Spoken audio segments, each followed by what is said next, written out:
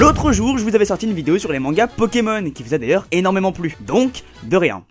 C'est pas à moi de vous dire merci, c'est vous qui avez aimé. Mais sans réellement vous en parler plus que ça. C'est vrai ça? Quand est-ce que c'est sorti? Pourquoi et comment ça a été réalisé? Est-ce que c'est toujours d'actualité? Et qu'est-ce que Game Freak pense de tout ça? Eh bien je pense qu'il est temps pour moi de rattraper mon erreur. Alors aujourd'hui dans cette petite vidéo qui servira de référence aux suivantes, voyons ensemble l'origine des plus étranges histoires de Pokémon. Est-ce que vous connaissiez déjà? À ce que vous n'auriez jamais dû entendre parler? Généralement je déteste la partie Wikipédia, mais là je suis obligé. Prépublié depuis 1997, soit seulement un an après le début de la licence sur Game Boy, Pokémon La Grande Aventure et Pocket Monster Spécial au Japon, c'est un peu le manga Pokémon de référence, validé par Satoshi Tajiri lui-même. Oui, c'est bien le créateur de Pokémon. C'est le plus connu à jour étant donné qu'il est toujours en cours et il adapte tout simplement l'intégralité des jeux dans leur ordre de sortie, des Pokémon rouge, bleu et vert à épée et bouclier, en passant par diamant et perle ou encore soleil et lune. Mais malgré son ancienneté, ce n'est qu'en 2014 qu'on a vraiment commencé à en entendre parler grâce aux éditions Kurokawa qui ont décidé de reprendre la publication que Glénat avait arrêtée en 2003 après avoir publié que 6 tomes. Rassurez-vous, aujourd'hui ils sont en train de sortir et vous pouvez facilement trouver votre génération préférée en magasin. Et même si chez nous la série est avant tout fragmentée en plusieurs arcs, racontant chaque fois une histoire différente avec des protagonistes différents, SO JoJo's Bizarre Adventure, au Japon, dites-vous que les 6 premières générations étaient entièrement liées, pour un total de plus de 58 tomes allant des aventures de Red et Blue à ceux de X et Y, avant de reprendre à zéro pour la publication de Soleil et Lune et Épée et Bouclier. Selon Satoshi Tajiri, cette série est à voir comme une version complète des jeux vidéo, car se rapprochant réellement de ce qu'il s'était imaginé à la base. Mais c'est loin d'être le seul manga Pokémon. Par exemple, on peut citer le fameux Electric Tale of Pikachu, qui avait la particularité d'avoir été dessiné par un ancien mangaka hentai.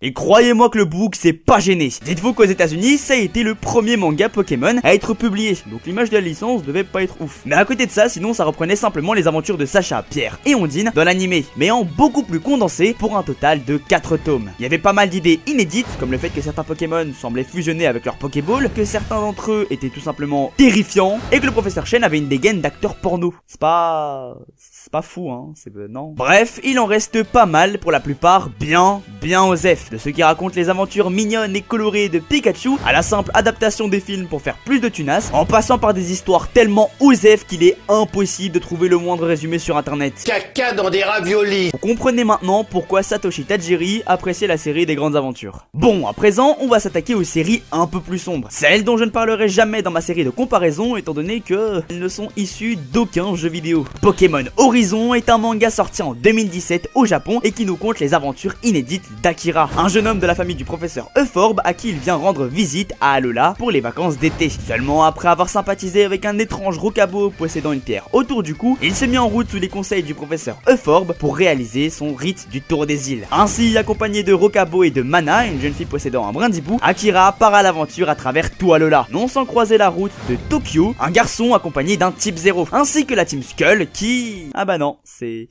la Team Kings, une organisation criminelle souhaitant dominer le monde. Rassurez-vous, il s'agit à 100% d'un spin-off, un produit dérivé fait pour profiter de la hype de Soleil et Lune. Mais c'est tout de même intéressant de voir les libertés qui ont été prises. Et il n'y a pas plus de choses à dire, c'est une série en 2 tomes qui rush assez vite son histoire. Mais attendez un instant, vous pensez qu'ils se sont un peu trop laissés aller? Mais ce n'est absolument rien à côté de Pokémon Rebirth, un manga que vous ne connaissiez probablement pas étant donné qu'il n'a jamais su arriver chez nous. Débuté en 2011 pour un total de 8 tomes, Pokémon Rebirth prend place dans une région inconnue et nous raconte l'histoire de Ryuga, un jeune homme qui après sa rencontre avec un personnage du nom de Arcade se fixa comme objectif de devenir plus fort afin de revoir son père qui a mystérieusement disparu. Vous suivrez alors les aventures de Ryuga et ses amis dans leur combat contre l'organisation Great Gavel, une organisation qui blablabla terrorise, blablabla dominer le monde, blablabla bref. Mais pour rivaliser avec eux, nos héros devront faire appel aux capacités Burst, des cristaux qui permettent à un humain de fusionner avec son Pokémon, obtenant ainsi ses capacités physiques et défensives.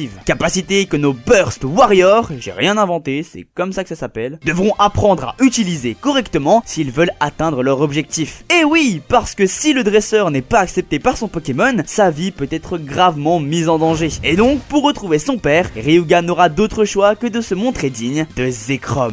Bref, vous l'aurez sûrement remarqué, mais oui, l'intégralité des fusions tourne autour des Pokémon de la 5G. Ce qui est logique en soi quand on sait que l'œuvre est apparue au même moment. Et elles sont honnêtement trop classe. Cobalt Artium, Viridium, Terrakium, Zoroark, bref, niveau variété, vous êtes servi. Sans parler des dessins qui sont ici beaucoup plus matures, ce qui renforce l'impression de puissance dans les combats. En gros, une petite pépite que je vous conseille franchement tant elle fait preuve d'originalité. Et de beaucoup de fanservice. Bref, vous l'aurez compris, même dans le milieu de la BD japonaise, la série Pokémon ne s'est jamais gênée pour faire ce qu'elle savait faire de mieux, vendre tout et n'importe quoi. Mais je trouve sincèrement qu'en réalité, il y a quelques points qui ont vachement bien été utilisés. Que ce soit le sérieux de la grande aventure, nous proposant une vision différente des jeux que nous connaissions, les affrontements épiques et innovants que nous offrait Pokémon Rebirth, apportant un peu de fraîcheur aux fans de la série qui s'y seraient essayés, ou encore la dégaine incroyable du professeur Chen dans Electric Tale of Pikachu, mais quel baiser! Et c'est pour moi l'ensemble de ces petites interprétations qui donnent à ces œuvres un ton unique qui les détache de la série principale. Car je pense que pour une fois, le but de certaines d'entre elles n'était pas vraiment de vendre un nouveau produit dérivé basé sur la renommée que Pokémon commençait à avoir à l'époque et a acquise aujourd'hui, mais bien de nous raconter une des nombreuses histoires qui pourraient nous être narrées dans cet univers.